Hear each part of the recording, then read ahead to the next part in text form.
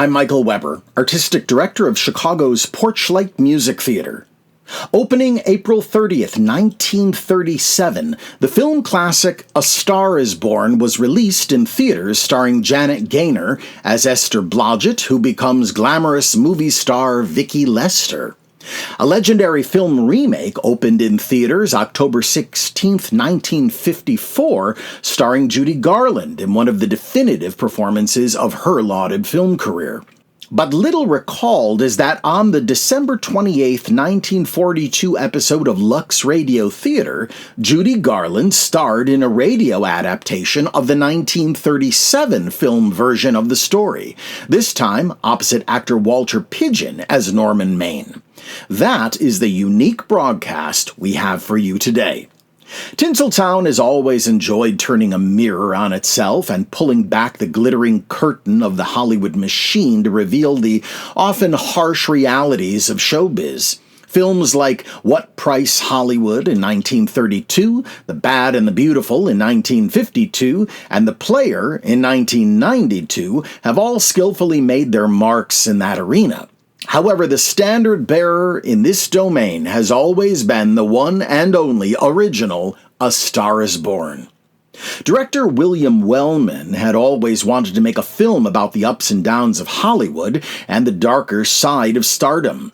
Drawing in part from some real-life stories of movie stars whose careers had faltered, Wellman and screenwriter Robert Carson worked out the initial story of A Star is Born and pitched it to producer David O. Selznick in 1936. Even though Selznick had previously worked on the similarly themed What Price Hollywood, Wellman soon received a call from the producer who said, quote, "It's a gamble, but worth taking a chance on. We will make an epic of Hollywood. We'll tear down all the tinsel. People will know the tragedy, the humor, the real truth," unquote. When the time came to cast the picture, Wellman wanted Janet Gaynor to play the starring role. Selznick, however, wanted Merle Oberon. Wellman thought Oberon too mature and sophisticated for the part, and he fought, and finally won, to hire Gaynor, who had just worked with him in the film Small Town Girl in 1936. Wellman knew she could bring the touching, wide-eyed gentleness for which the part called. There was no argument when it came to casting the role of the washed-up matinee idol Norman Maine. Both Wellman and Selznick wanted stage and screen star Frederick March. Considered one of the top actors of his time, March was also an Academy Award winner for Dr. Jekyll and Mr. Hyde in 1931 and had worked with Wellman once before on the 1937 comedy Nothing Sacred. When A Star is Born was released in April 1937, it was a smash, becoming one of the biggest box office and critical hits of the year. The New York Times called it, quote, "the most accurate mirror ever held before the glittering, tinseled, trivial, generous, cruel, and ecstatic world that is Hollywood," unquote. The success of A Star is Born sparked a number of imitators as well as 3 big-budget remakes, one in 1954 with Judy Garland and James Mason, another in 1976 with Barbra Streisand and Kris Kristofferson, and the most recent in 2018 starring Lady Gaga and Bradley Cooper. The remarkable endurance of A Star is Born has proven that this time-tested story of glory and heartbreak in Hollywood still resonates from generation to generation. Based on the original screenplay, today's production features none of the songs we know from the musical remake, so we'll be peppering our broadcast with songs from the film musical version, as we opened with the hit Gotta Have Me Go With You. Now, on the December 28th, 1942 episode of Lux Radio Theater are the stars Judy Garland and Walter Pidgeon, with Leo Clary, Charles Seel, Verna Felton, Arthur Q. Bryan, Jane Morgan, and Eddie Marr in A Star is Born. Lux presents Hollywood.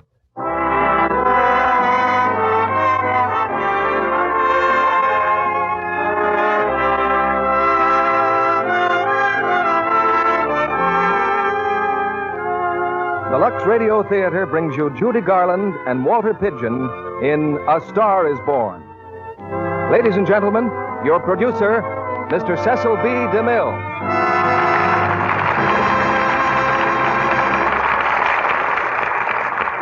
Greetings from Hollywood, ladies and gentlemen. Among certain peoples, notably our good and brave friends, the Chinese, the passing of one year and the beginning of another is celebrated with fireworks. And taking a tip from them, we're going to touch off a dramatic Roman candle that will send a pair of stars flashing across the sky in a blaze of glory. The stars are Walter Pidgeon and Judy Garland, and the play is adapted from David O. Selznick's great motion picture, A Star is Born. Walter is starring now for Metro-Goldwyn-Mayer in White Cargo, and Judy comes to us from the cast of Presenting Lily Mars. It wasn't so very long ago that Judy's own star first appeared in the Hollywood sky. And tonight in A Star is Born, she plays the part of a small-town girl who rises to screen fame. I think myself that this is one of the best dramas of Hollywood that Hollywood has ever produced. But you'll decide that for us when you hear it. You know, there's a time of year for everything. And this is the time of year for making good resolutions. I have one to suggest now for some of the ladies in this audience. Not all of them, or even a very large number, but just a few. The few who have never tried Lux Flakes. As I understand it, running a home is not an easy job at best. It certainly isn't going to be any simpler during 1943. And if you expect to make a lot of things last out the year, now is the time to begin taking care of them with Lux Flakes. That's one New Year's resolution you'll be glad to keep. Now our stars are on stage and the curtain rises for A Star is Born, with Judy Garland as Esther Blodgett and Walter Pidgeon as Norman Maine. You're not an actress, Esther Blodgett. You're a North Dakota farm girl, and none too beautiful at that. And the sooner you stop dreaming about Hollywood and glamour girls and acting in pictures, the happier you're going to be.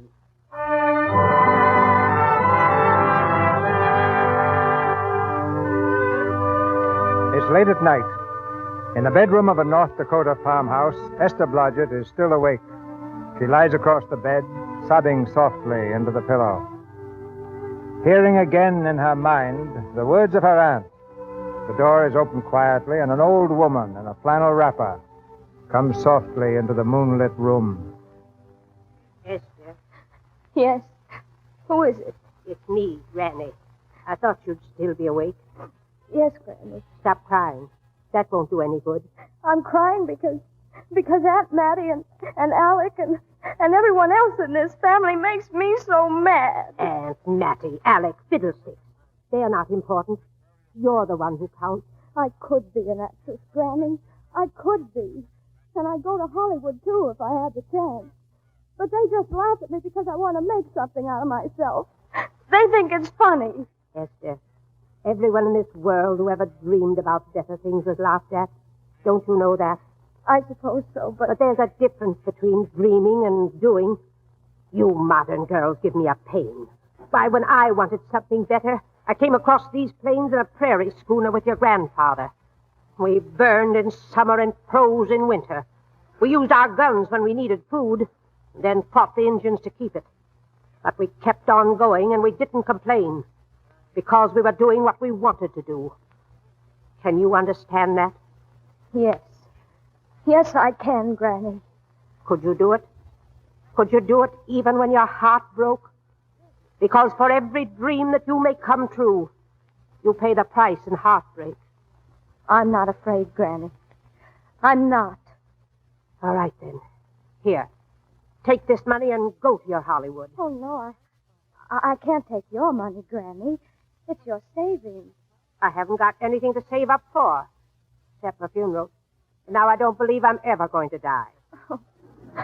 Oh, Granny, how can I ever thank you? By promising me that you'll never tell anybody where you got that money. I promise. If you ever do, I'll have you arrested for robbing me. Oh, Granny. Granny, darling.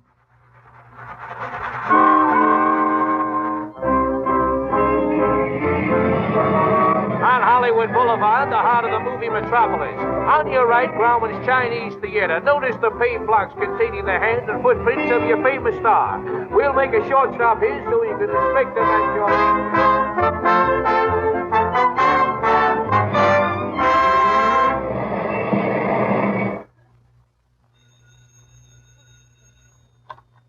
Hello. Oleander Arms Apartments.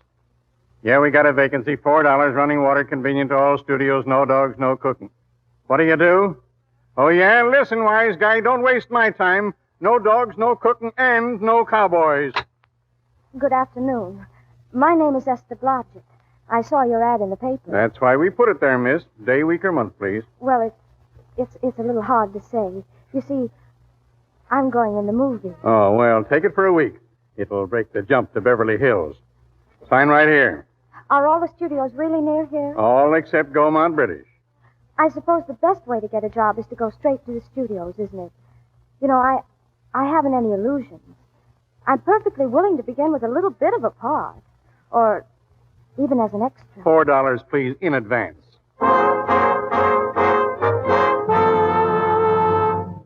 I beg your pardon. This is the central casting office, isn't it? Yes? Well, I'd like to register for extra work, please. To register? How long have you been in Hollywood? Well, it's nearly a month now. Well, you know, we have 12,416 extras registered with us now. That's 16 times as many as we can use each working day. We haven't put anyone on our register in over 2 years.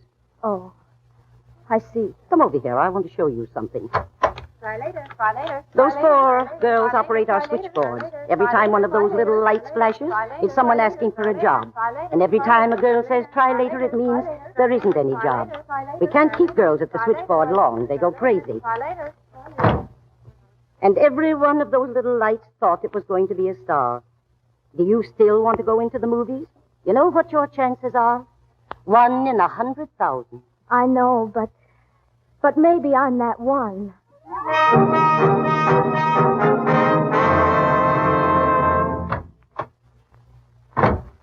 Afternoon, Miss Blodgett. Hello. Any phone calls for me today, Mr. Randall? Nope. I guess Sam Golden and Cecil DeMille are writing you letters instead. How was the luck today? There wasn't any. Maybe you don't go at it right. Well, if I haven't learned in 3 months, I guess I never will. But I'm not giving up. Esther. Hey, Esther. Hello, Danny. Hello, McGuire. How's the big assistant director, and how's about some rent? Never mind that now. Listen, Esther, I got to speak to you right away. Come in the parlor. I'd still like a small payment on that rent. Danny, what's the matter? Look, remember when you first came here, I said I'd keep my eye out for a job for you? Well, believe it or not, I got one. Danny. Oh, that's wonderful. When do I go to the studio? Well, you don't exactly go to a studio. Oh, it's on location. Well, no, it isn't really a movie job at all. It's to be a waitress. Oh, Well, it is a kind of a movie job in a way, if you look at it right. you said it was a waitress. Sure, but it's waitressing for Oliver Niles, the head of our studio. He's throwing a party tonight. Be a lot of big people there. I'll bet there'll be 10 directors anyhow. And if you're there, maybe they'll notice you. Sure. I could make them notice me. Sure you could. Look, stick your hair down over your face. Make like Veronica Lake. Oh, no, I'd rather not. You see, I don't want people to say, there goes Veronica Lake. I want them to say, there goes Esther Blodgett. Yeah, but how can they say it if they don't know your name? Well, that's up to me. I'll make them ask my name.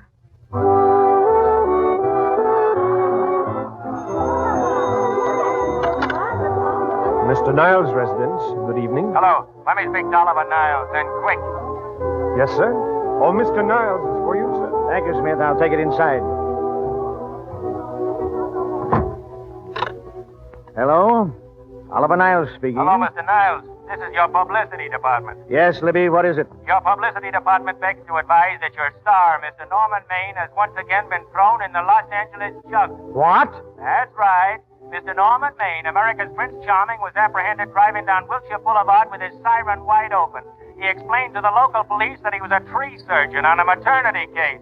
Where is he now? I bailed him out an hour ago. He ought to be up to your place any minute.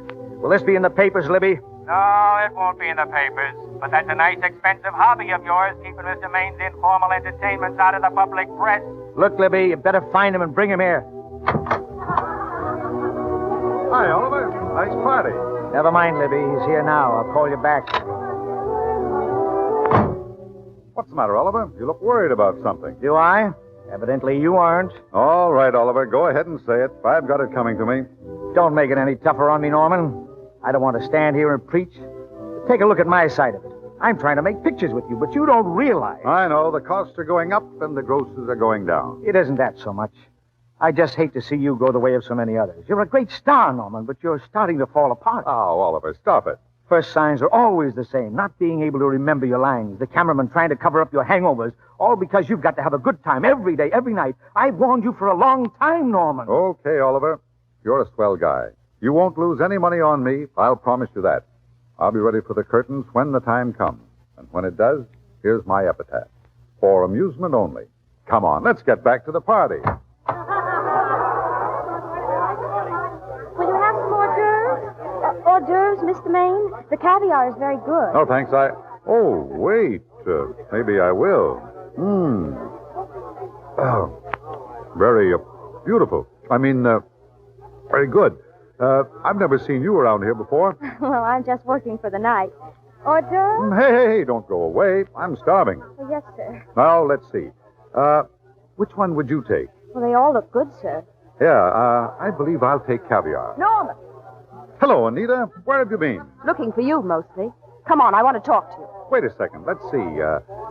Caviar, anchovies, caviar... Take the tray away, please. Mr. Maine doesn't care for any more. Do you, Normie? No, Normie doesn't care for any more.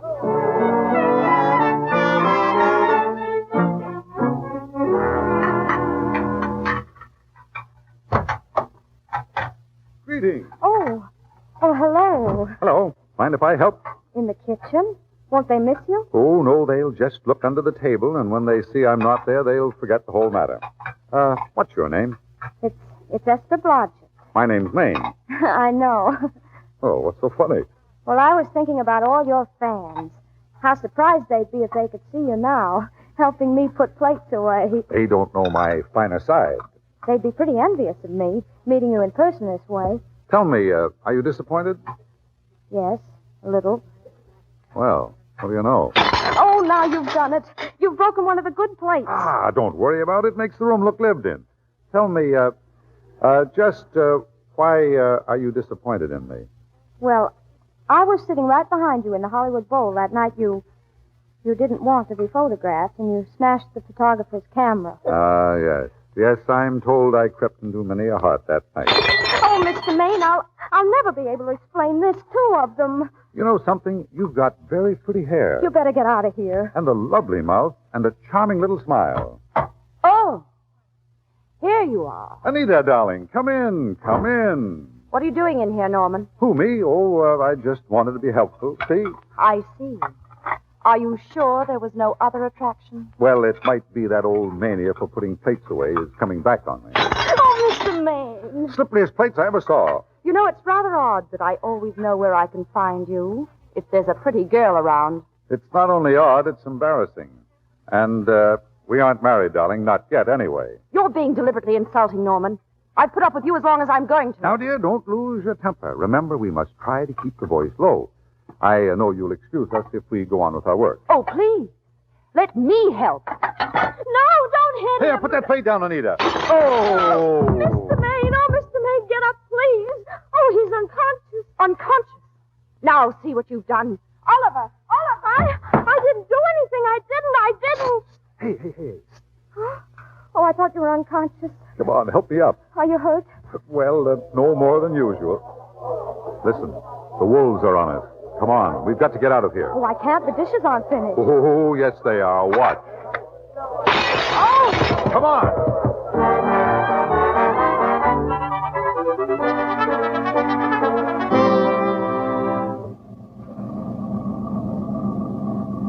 That's my house, Mr. Maine. The one with the oleander bush. Oleander bush? Right. Well, Wait. I bet I know what you're going to say. what? Good night. Good night and thanks. Oh, wait a minute. Do you realize that all I found out about you is that you're foolish enough to want to go into pictures? Why is it foolish? Look at you. Oh, that's what I mean. Now, I'd like to go into this matter rather thoroughly. Well, that's awfully nice of you. You ever acted before? No. That is, I've never acted in anything important. That's all right. Neither have I. I used to be in school shows, of course. They said I had a future. Who, your father and mother? No. The teachers in my high school in North Dakota. Well, they certainly ought to know. But just the same, I have got a future. In acting, I mean. And nobody had to tell me, except myself. Well, that's fine. Look, don't go in now. Let's go up to my place and talk it all over. Oh, no. Thank you very much, but I really must say goodnight. Well, wait a minute. Will I... Look, has anyone ever told you that you're lovely? No. Well, you are. Thank you. And one more thing. This is hard to say, but I want to say it anyway. On the screen, I'm well, you know. In private life, I'm well, you know. But whatever I do, I still respect lovely things. And you're lovely. Do you understand? I understand.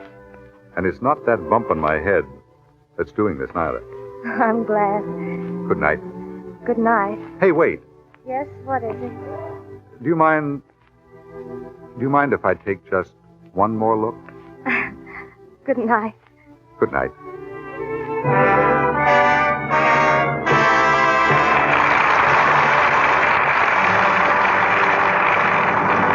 Walter Pidgeon and Judy Garland will return for Act Two of A Star is Born in just a moment.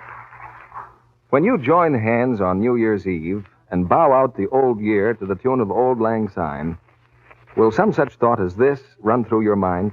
Oh, dear. I didn't realize my hands looked so bad. I really ought to do something about them.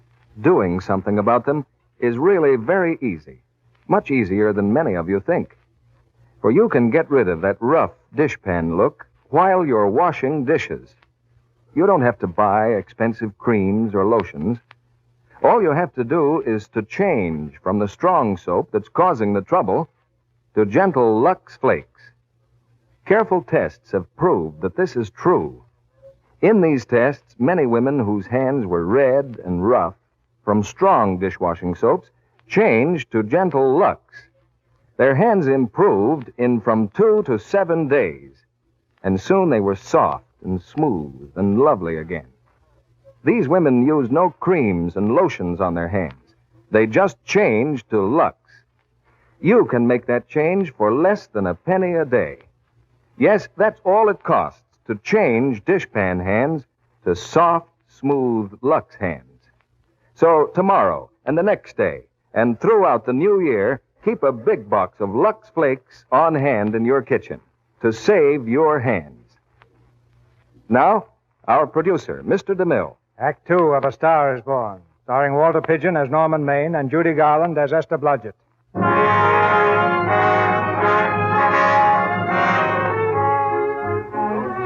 When Norman Maine left Esther on her doorstep, he went straight home. This was very unusual, but he did not go to bed. That would have been too unusual. It's 4 o'clock in the morning, and he's on the telephone to Oliver Niles. Hello? Hello? This Oliver Niles? Yes, this is Oliver Niles. Hello, Oliver. Hello.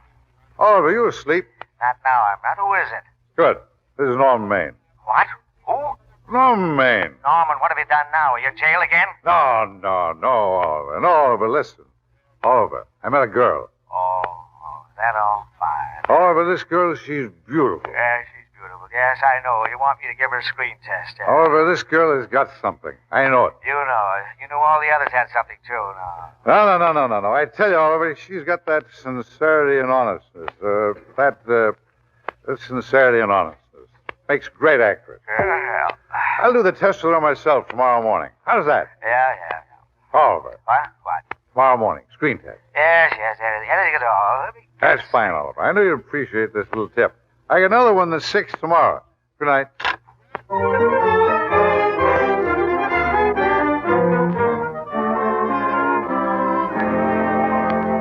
All I know is some guy wants to speak to you. He's on the phone now. Hello? Hello? 4 o'clock in the morning. Fine time to call him. Hello? There doesn't seem to be anybody there. Well, all I know is some Hello? guy... Oh, who's this? Oh, hello. This is Lobo, Maine. Yes? Hi, Esther. How are you? Well, I'm all right, but... Listen, it's all fixed. What? It's all fixed. I'll fix it tonight. You fixed what? Didn't I tell you? Screen test. What did you say? Screen test. Tomorrow morning, 9 o'clock. Bye. Oh, but wait. Oh. What's the matter? No, Bad news? well, no, it's just that I'm going to get up tomorrow morning. They're going to... Oh.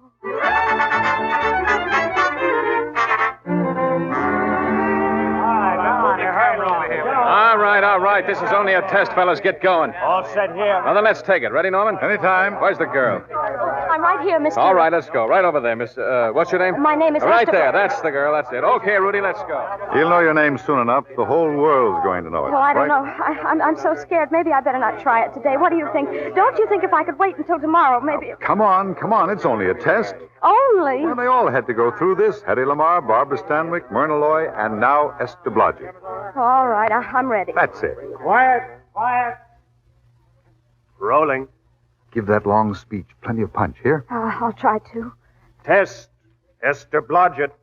42816. All right, Norman. You said you were going to stay. Have you changed your mind? Yes, I have. You're afraid, aren't you? That's what it amounts to. I suppose you could call it fear. But it's more than that, too. I'm ashamed for so many things. For ever coming here at all. For ever having loved you. But I'll never be free of you. I know that now. And I'll have to live with myself and my thoughts. And you can't run away from your own thoughts.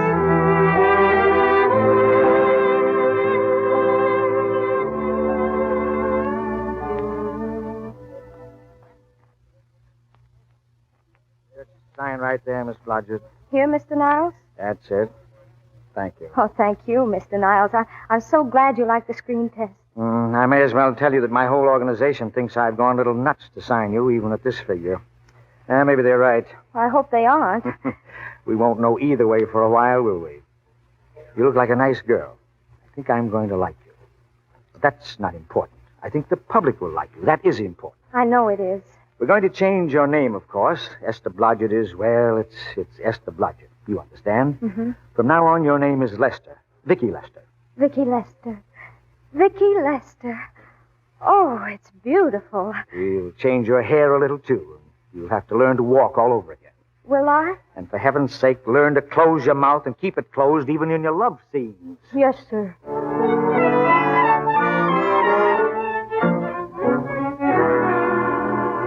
Good evening, everybody. This is Billy Moon again, the Hollywood star chaser.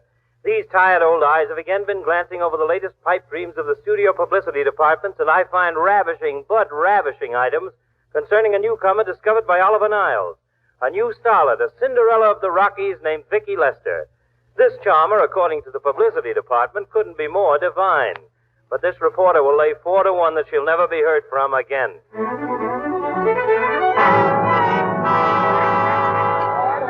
Now listen, you dress people. We're shooting on the set this morning, not in the commissary. Shake it up. Morning, Mabel. Good morning, Mr. Maine. What'll it be this morning? The usual, Mabel. Orange juice and bicarbonate of soda. Make it 2 bicarbs. It was a very successful party last night. Acme Trucking Company. No, Mr. Smith is not in. Hello, Acme Trucking Company. Mr. Smith is not in. What goes on over there? Vicky Lester. She's rehearsing again. Bring that stuff over to her table, will you? Acme Trucking Company. Mr. Smith is not in. Acme. No, Smith ain't in. Acme Trucking Company. I'd like to speak to Mr. Smith. Oh, Mr. Smith isn't in. Oh, Norman. What's this between you and Smith, anyway? Well, I've got a part.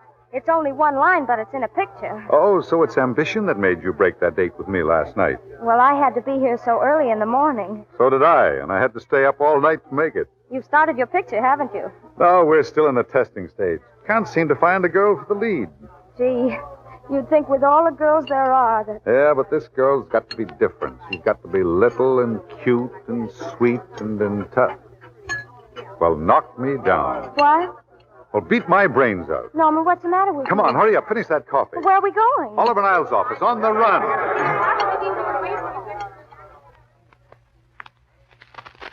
Oliver, it's the only thing to do. You've gone through the whole casting directory, haven't you? But look, I'll Norman. work day and night, Mr. Niles. I'll give it everything I've got. And I'll work with her, Oliver. I can be mean or nasty or anything you want, Mr. Niles. If she clicks, Oliver, you've got a star overnight. Well, what do you say? Okay, she's in. Esther! Oh. Esther! Esther! Wake up! Esther! And little Vicki Lester has made good. Vicki Lester is a new star, just as I predicted on this program some time ago. Just how good she is was known early this evening after the preview of her first picture, in which she plays a featured role opposite Norman Maine. Norman may be starred, but he's decidedly not the main attraction. Hi, you're great, Vicki. Vicki, you sure was swell. I'm so happy for you. Thank you very much. Thank you. Would you like to sit down, Esther? I can't dance with you taking all these bows. Oh, Norman, it's all so wonderful. I'll never forget this night. Let's go outside for a minute. It'll be cooler out there. All right. Lovely, darling. Lovely. Thank you. Oh, it's wonderful.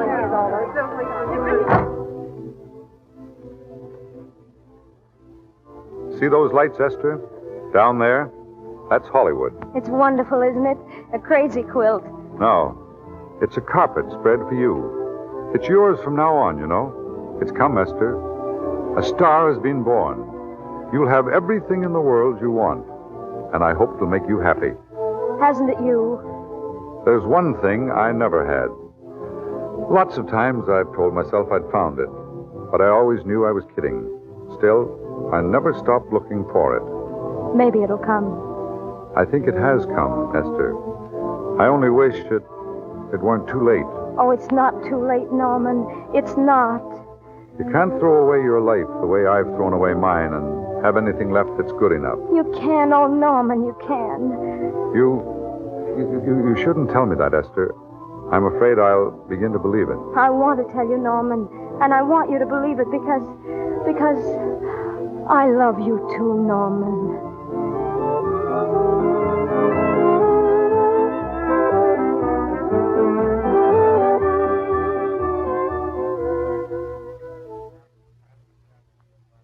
I don't know. Maybe I'm not thinking fast enough this morning. What are you two trying to say? Just this, Oliver. We're going to get married. You're going to what?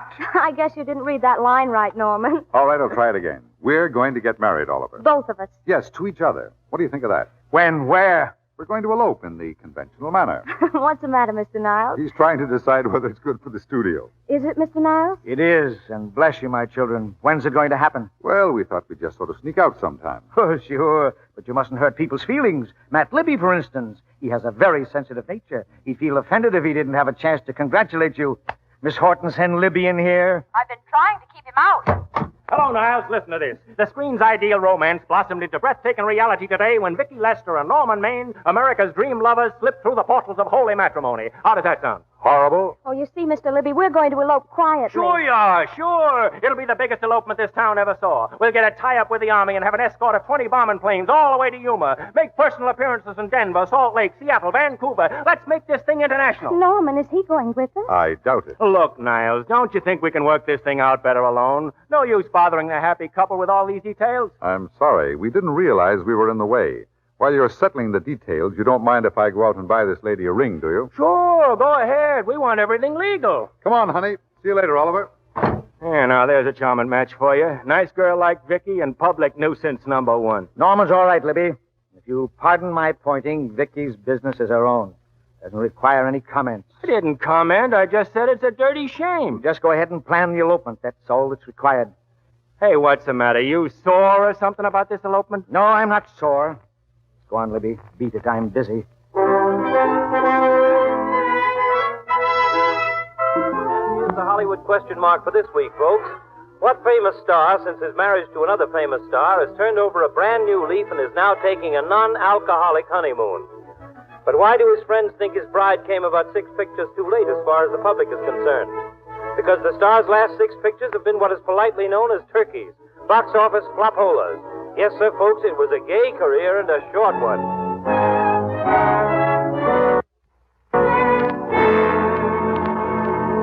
Norman, I just can't believe it yet. Would you mind telling me again very slowly?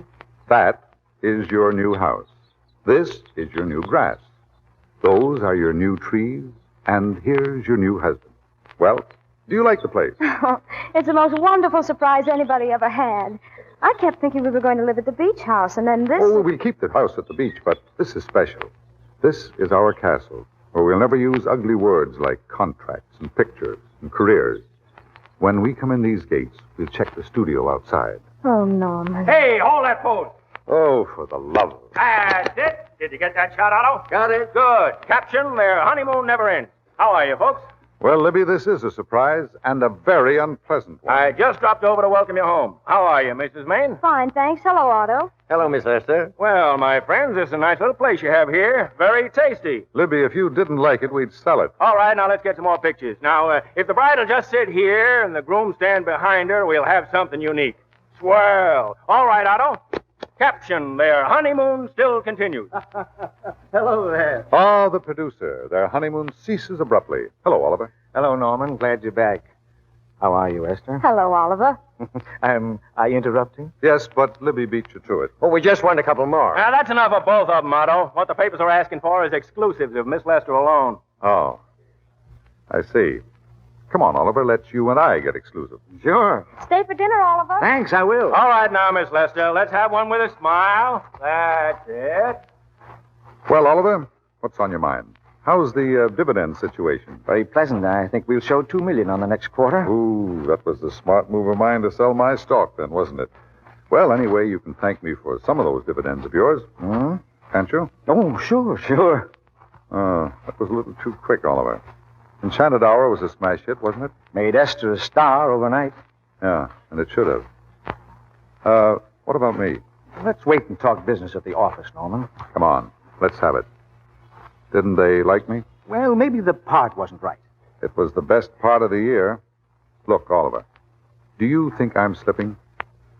Come on, give it to me. Can you take it? Go ahead. The tense is wrong, Norman. You're not slipping. You've already slipped. But my fan mail's still big. Norman, fans will write anybody for a photograph. It only costs 3 cents for the stamp. That makes photographs cheaper than wallpaper. But every quarter they pay for a theater ticket buys them the right to be a critic. Your last few performances, Norman, have not pleased your critics. Remember, I told you I'd be ready for the curtains when the time came? Well, here it is. Let's call off the contract and no hard feelings. Well, we're not quitting yet. I've got a swell script lined up for you, Norman. About Esther. If you think I'm going to get in her way... Well, as a matter of fact, as it happens, there isn't anything for her in this story. I more or less plan to star her in a picture of her own, maybe with that young Pemberton opposite her.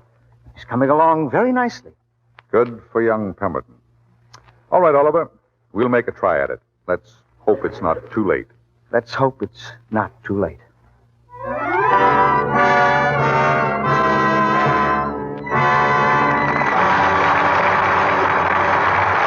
Now for station identification.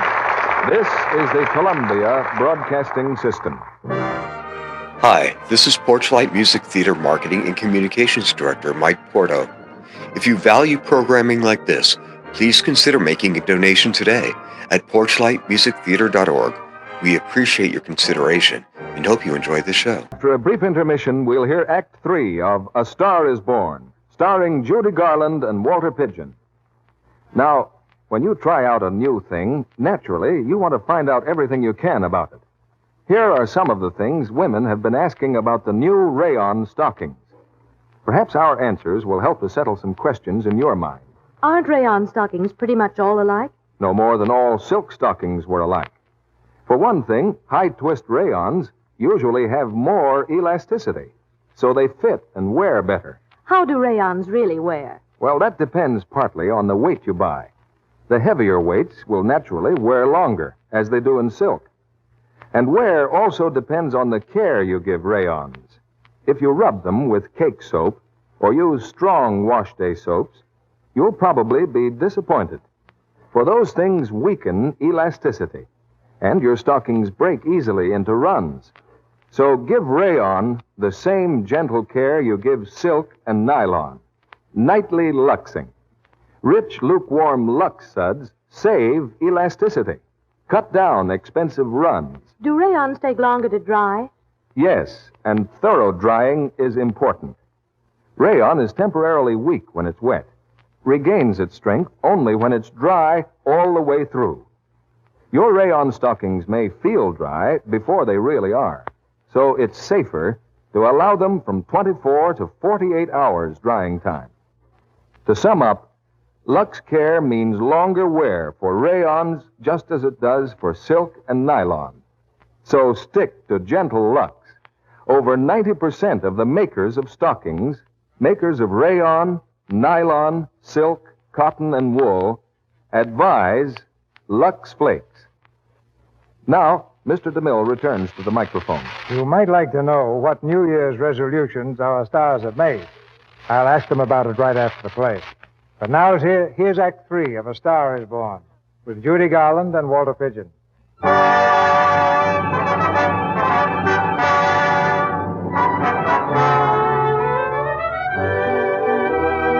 A year has gone by, a year during which Esther rose steadily to stardom, and Norman dropped just as steadily into oblivion. It's the night of the Academy Award dinner. At a table in the corner, Esther and Oliver Niles wait anxiously for Norman to arrive. The master of ceremonies is speaking. We have already applauded with our hearts as well as our hands, while awards have been given to those gentlemen who, during the past Norman year, would come. have Do you rendered the think most anything's happened distinguished to him? service Of course to the not. motion picture He's industry. probably been held up in traffic, Now we that's pay all. over to the ladies, or You rather, just think about to that one Oscar lady. you're going to get. We present to her the Academy Award for the finest performance of the year, the unforgettable Anna in Dream Without End, Miss Dickie Lester. Go on, Esther. Get your award. Oliver, I wish Norman were here. Right this way, Miss Lester. Congratulations. Thank you. What more can I say, Miss Lester? This statuette says it for all of us. Ladies and gentlemen, when something like this happens to you and you try to tell how you feel about it, you find that out of all the words in the world, there are only two that really mean anything. Thank you. All I can do is to say them to you from my heart. All I can do is to tell you that I'll keep saying them just as long as I can. Hey! Norman. Very Norman. pretty speech, my dear. And I want to be the first to congratulate you on that valuable little piece of bric-a-brac. And now I want to make a speech. Gentlemen of the Academy and fellow suckers, I got one of those once for best performance. Once don't mean a thing. People get them every year. Well, I want a special award. Norman, please. Something nobody else can get. I want a statuette for the worst performance of the year. I want 3 statues for the 3 worst performances of the year. I earned them, and everybody that saw those last 2 masterpieces of mine knows I earned them. What I'm here to find out is, do I get them or do I get them? Answer yes or no. Music, quick. Answer yes or no. Norman. All right, Esther, I've got him. Come on, Norman, come over to the table. Norman. Hello, Vicky, dear. Allow me to congratulate you. You must be terribly proud and happy tonight. Norman, dear. Oh, Norman. Esther, what have I done? Somebody give me a drink.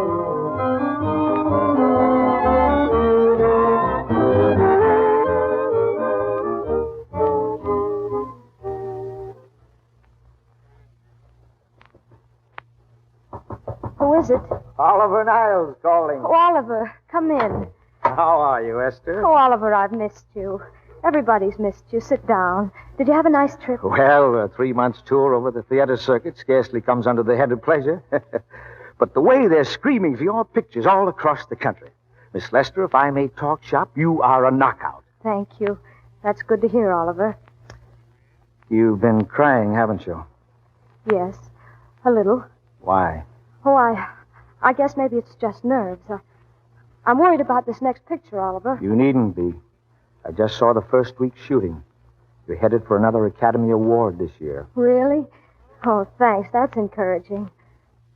How's Norman? Norman? Well, he's trying awfully hard, Oliver.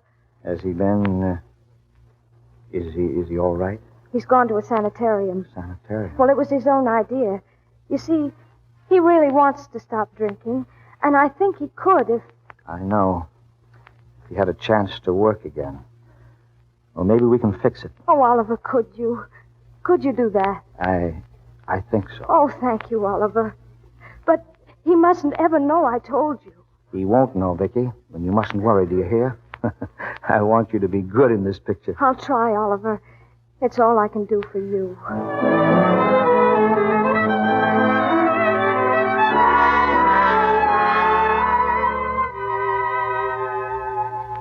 And one more for the books, folks.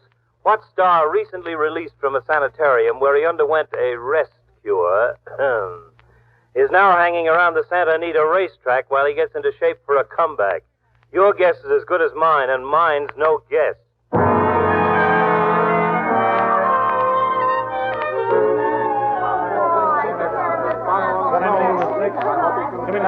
Hello, Charlie. Well, hello, Mr. Man. Haven't seen you in a long time. No, I've been resting. Ginger ale, please. Ginger ale and what? Ginger ale and ginger ale. Oh, new leaf, huh? A whole new book, Charlie. Pick it up, Charlie. Scotch and soda and... Well, a stranger in our midst. Hello, Libby. Mr. America of yesteryear. Say, do they let you run around now without a keeper? Oh, I'm a trustee now. Good behavior, you know. But I didn't expect to find you at Santa Anita. What do they do with the actors when you're away? Oh, they cut them in slices and fry them with eggs. I suppose you'll be here all the time now that you're retired from the hurly-burly of the silver screen? Well, we're staying down at the beach house now, and it's pretty lonesome with Esther away working all day. I wouldn't squawk about that if I were you. It's nice somebody in the family's making a living. Go a little slow, will you, Libby? I don't want to forget we're friends. Friends, my eye. Listen, I got you out of your jams because it was my job, not because I was your friend. I don't like you. I never did like you. Nothing made me happier than to see all those cute little pranks of yours catch up with you and land you on your celebrated puss. Pretty work, Libby. Always wait till they're down, then kick them. Why, you're not down, actor. You fixed yourself nice and comfortable. You can live off your wife now. She'll buy the drinks and put up with you even if nobody else will. Why, you... Take a swing at me, will you? Get up, you four-star ham, and I'll knock you down for keeps. Oh, throw him out. Get up there. Get up and get out of here. Don't bother to throw him out, Mike. He's just a harmless drunk. Well, okay, Mr. Libby, if you say so. Sure, let him go. What can he do? He can't fight any better than he can act. Hey, they're going to the pool.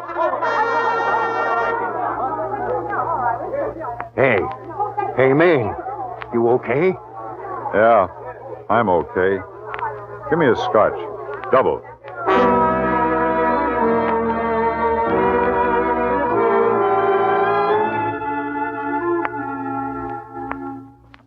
Vicky, please sit down. You're going to be sick carrying on like this. Why don't you try to get some sleep? He's been gone for 4 days. 4 days and not a word. Oliver, how can I sleep? How can I do anything? Oh, Oliver, I can't answer it. I just can't. Will you please? Hello? This is Oliver Niles speaking. What? Where? All right, thanks. Oliver, what's happened? Where is he? He's all right, Vicky. He isn't hurt. Well, they're holding him downtown in the night court. I'll go right down and get him out. What is it? What has he done? He's been arrested on a disorderly conduct charge. I'm going with you, Oliver. Esther, please, it isn't any place for you, and if it gets in the papers... What do I care about the papers? Norman's in trouble. He needs me. I'm going to him.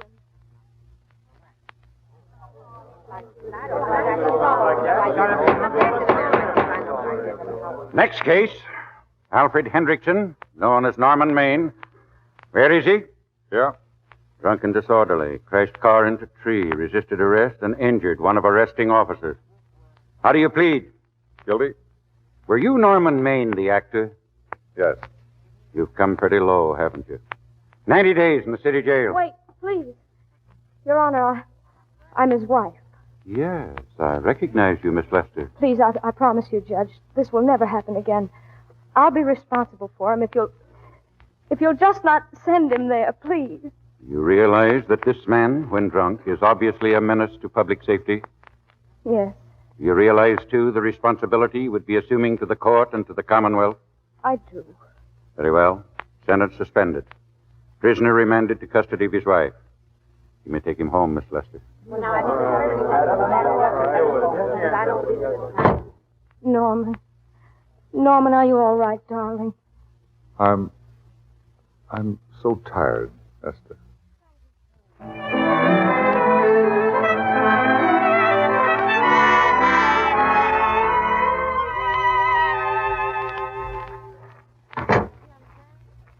How is he, Esther? Talk low. He's still asleep in there. That's the best thing for him. Oh, it's awful to see this happen to someone you love. And you know in your heart that it can't get any better. Do you still love him, Esther, or do you feel sorry for him? It's so hard to tell where one leaves off and the other begins. I only know that all I can do now is stay with him and try to help him. So will I. Between us, we'll take care of him, won't we? You're very fond of him, aren't you, Oliver? I'm very fond of both of you. I know. That's why I know you'll understand what I have to tell you. And I think that after what happened last night, you might know what it is. I can't do any more pictures, Oliver. I'm going away. For good. With Norman. Can't do that. You're at the peak of your success. You've worked too hard to get there. Yes, I've worked hard, Oliver. And what difference would it have made if you and Norman hadn't worked harder to get me there? No one can help people to careers. You made your own career. It's your whole life, Esther. Yes. That's what's been wrong. I've thought it all out.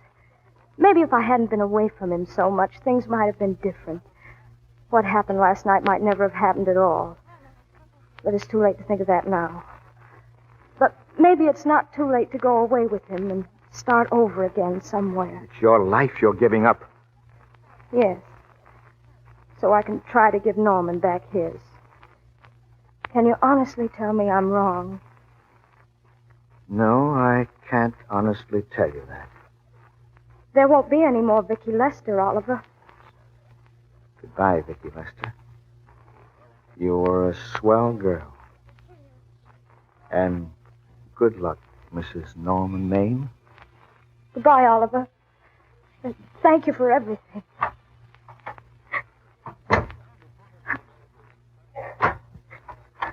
Hello, darling. Norman. This is your husband coming in to apologize again, dear. Norman, have you been out there long? Oliver Niles was here. Yes, I know. I thought he would be. You're looking very sad, darling. What other troubles have you got? None. I was just playing a little scene with myself. Now, look. I'm just coming out of the jitters, and you're just going into them. This is a swell household. Isn't it? I tell you what we'll do. I'll promise to brace up if you'll go on the wagon. Well, I guess I have been drinking too much. Do you know what I'm going to do? I'm going to be an athlete. Gee, you mean with great big muscles and everything? Roughly speaking, yes. You're going to join the YMCA? No. That costs too much. I'm going wading in the Pacific. Now? Sure. Oh, well, you won't go out too far, darling. Will you? A little water once in a while wouldn't hurt me any, would it? Crazy. Well, if you don't mind, I'll be running along. Could you have a hot toddy? Some hot soup for me when I come back? Some hot soup.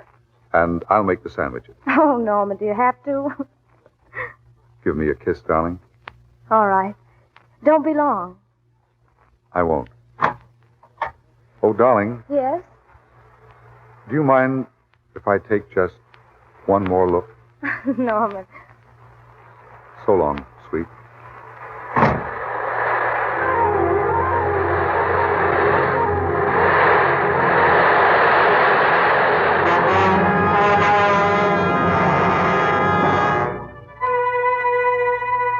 Paper, Norman Maine drowned. Paper, Norman Maine drowned at Malibu. Read all about it.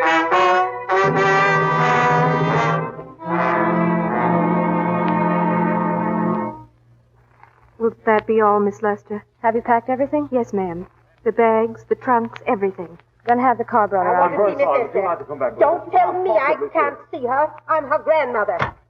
Esther. Granny. Oh, Granny, darling, I'm so glad to see you. What made you come? I know when I'm needed. Here, girl, get out, please. I want to talk to my granddaughter. Yes, ma'am. I got here as quickly as I could. Oh, but I was going home. I sent you a wire yesterday. Sit down. Is it true that you're going to quit the movies? I never want to hear of them again. What are you running away from, child? I'm not running away. It's just that I can't go on. My heart isn't in it anymore. Once I told you, if you get what you want, you might have to give your heart in exchange. And I said I was willing. Well, I was. I've proved it.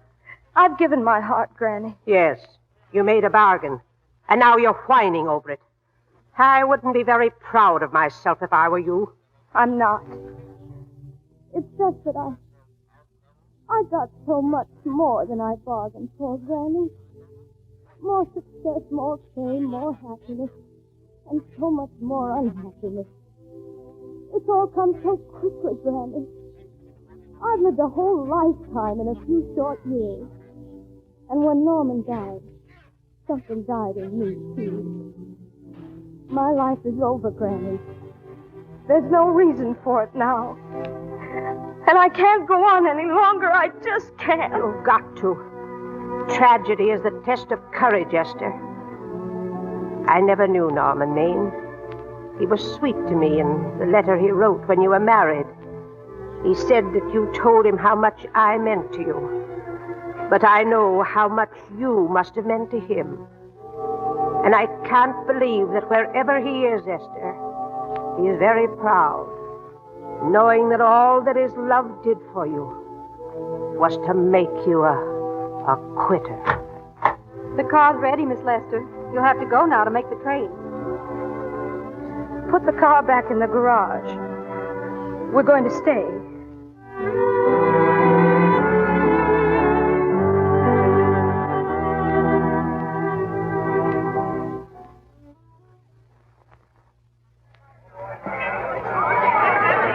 Yes, ladies and gentlemen, it's a great occasion.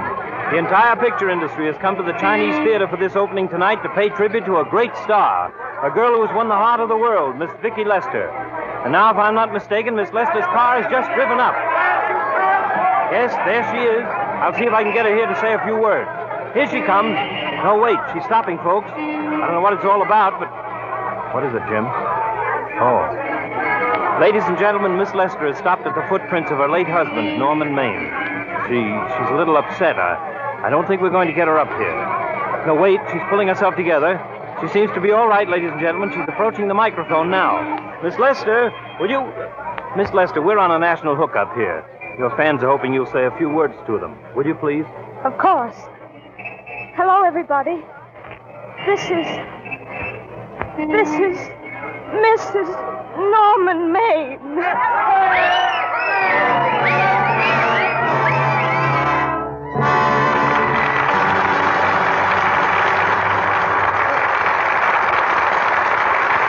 Before our stars return for their curtain call, here's an interesting thing I read about Hollywood the other day. More than 1,000 ways of saving vital materials are being used in movie making today.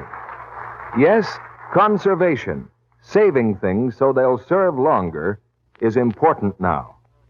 One thing that's playing a big part in saving precious fabrics for Hollywood studios is Lux Flakes.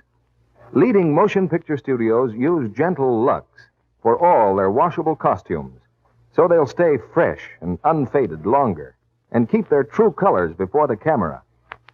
Now, you can well believe that in times like these, the studios choose the care they know is really safe. Women know, too, from their actual experience, that Lux Flakes are wonderfully gentle, safe for everything safe in plain water. With gentle Lux care, there's no cake soap rubbing, no harmful alkali to injure fabrics or colors. So your dresses, blouses, sweaters, the children's clothes, your nice household linens will last longer, wear better when you Lux them. In your conservation program for 1943, make this your motto. Don't trust to luck, trust to Lux. Now, here's Mr. DeMille and our stars. If ever a performance deserved a curtain call, it's A Star is Born. And here are the two stars responsible, Judy Garland and Walter Pidgeon. Made any New Year resolutions yet, Judy? Sure. More bonds, less butter. Can't go wrong on that. What's yours, Walter? Well, for one thing, I'm cutting down on conversation. And I'm going to try to get other people to do the same thing. Of course, that may get me in trouble. I suppose you mean conversation about the war, Walter. Yes, it's all summed up in one slogan, Judy. Careless talk costs lives. Or if you like it even shorter, zip your lip. On little bits of military information. Yes, that's the way modern espionage works. It's like a gigantic news-gathering agency piecing together hundreds of seemingly unrelated facts. No more beautiful blonde spies? Well, I haven't seen one recently, Judy, even in pictures. Well, how do you figure not talking is going to get you in trouble, Walter? Ooh, from now on, Judy, when somebody says to me, my brother is sailing tonight, they just gave him a tropical sun helmet, I'm going to suggest that it's dangerous talk and might sink that brother's ship if heard by the wrong people. I may be sticking my neck out, but it's for a good cause. If everybody joins that crusade, Walter, the enemy agents will starve to death. Good luck with it. I have one question, CB. No military information involved. What's your play next week? Well, it's quite military, Walter, because next week our play is the Metro-Goldwyn-Mayer hit, The Bugle Sounds. Ah. And our stars will be Wallace Beery and Marjorie Rambo. The Bugle Sounds is a story of a rugged old cavalry sergeant whose regiment is being mechanized. But mechanizing Wallace Beery is a man-sized job for any army. So don't miss this drama of adventure in tanks and jeeps next Monday night. Well, with two swell players like Wally Beery and Marjorie Rambo, you're sure to have a great show, Mr. DeMille. Good night. Good night, CB. Good night. Good night. Star is born with a blessed event for us. This coming week, we turn the page on a new year. 1943 holds nothing but promise. The promise of a clean page. The record that will be written there 1 year from today will be what we make it. We will have only ourselves to praise or blame. The man on the fighting front, the man and the girl in the machine gun factory, the farmer in his wheat field, all have a personal part in making the history of this year. And when the day of victory comes, as it must, they can all say, this day is mine. And a free radio, a free press, and a free screen will join free men and women everywhere in hailing not just a new year, but a new era and a bright new world.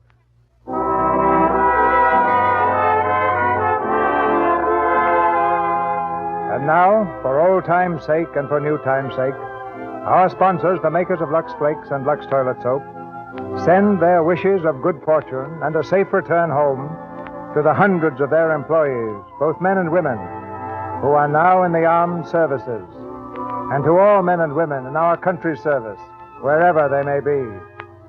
And our sponsors send their heartiest good wishes to each and every one of you. All here in the Lux Radio Theater, join me in echoing these hopes for a joyful and victorious new year. And we invite you to be with us again next Monday night when the Lux Radio Theater presents Wallace Beery and Marjorie Rambo in The Bugle Sounds. This is Cecil B. DeMille saying good night to you from Hollywood.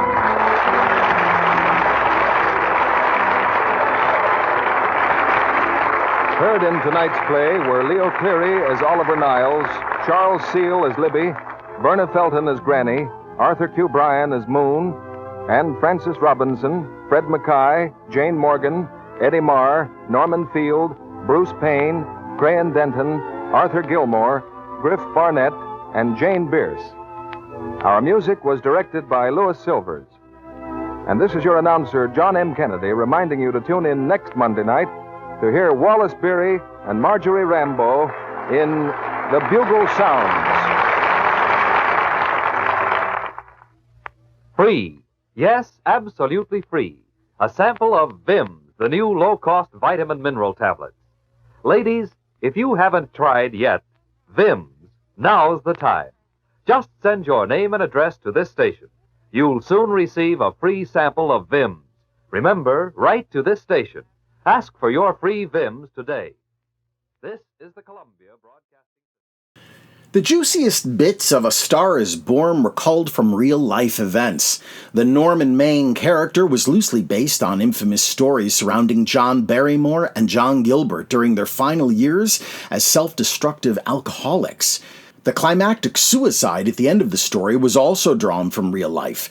Actor John Bowles drowned himself in the ocean shortly after the death of his wife. The funeral scene bears an uncanny likeness to the way that Norma Shearer was mobbed by fans at her husband's funeral, an incident that occurred while A Star is Born was in production. And the famous final speech by Vicki Lester was inspired by a national radio broadcast by the wife of Wallace Reid, who died as a result of his morphine addiction. Her final words at the broadcast were, quote, "This is Mrs. Wallace Reid," unquote. A fascinating thing about A Star is Born is that in real life, the actors playing Norman Maine and Vicki Lester were having the reverse experience of their screen characters. Frederick March, in the role of the has-been actor, was actually at the height of his profession, while Janet Gaynor, as the up-and-coming actress, was really at the end of her career. Gaynor had been a major player 10 years earlier when she scored a success in the silent classic Seventh Heaven in 1927. The same strange parallel also held true for the 1954 remake. James Mason was just beginning to establish himself as a leading man in Hollywood, while Judy Garland was experiencing numerous health and personal problems. A Star is Born would be Garland's last major film role. Today's broadcast was not the only time A Star is Born was presented on the airwaves. The film was first adapted as a radio play on the September 13, 1937 episode of Lux Radio Theater with Janet Gaynor and Robert Montgomery. The November 17, 1940 episode of the Screen Guild Theater starred Loretta Young and Burgess Meredith. The June 29, 1946 episode of Academy Award Theater starred Frederick March. The May 23, 1948 episode of Ford Theater starred Elaine Rost and James Meehan. And the June 16, 1950 episode of Screen Directors Playhouse again starred Frederick March. Theaters across the country need your support now, more than ever. We hope you'll consider a donation to Porchlight Music Theater today. Just go to porchlightmusictheater.org. Until next time on Classic Musicals from the Golden Age of Radio, I'm Michael Weber.